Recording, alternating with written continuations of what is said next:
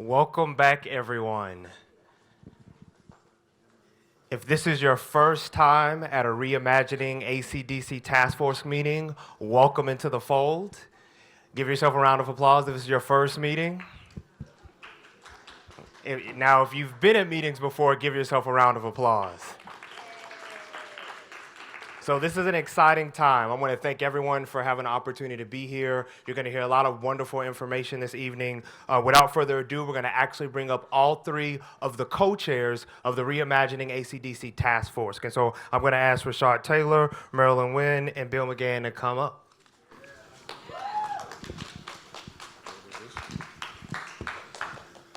Well, thanks so much. Good evening. I'm Rashad Taylor. I'm Senior Advisor to Mayor Keisha Lance Bottoms, and I've got the honor and the privilege of serving as one of the three co-chairs for this task force.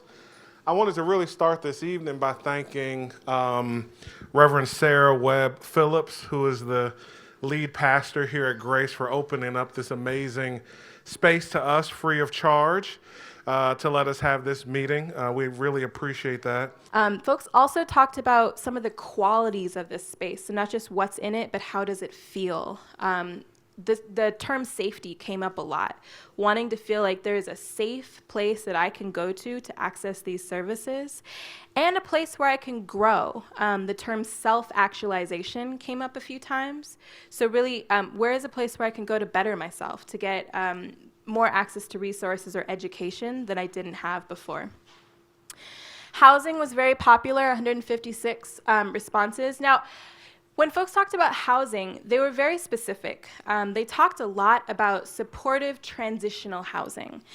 So not necessarily permanent housing. We didn't hear that so much, but what we heard is that after someone's received emergency housing, maybe they've gotten off the street for the first 2 or 3 nights, and they've started to get into a program, there's a bit of a service gap. Once you get into that program, you don't always have access to housing, or you might get kicked out and have to go wait in line to get housing again.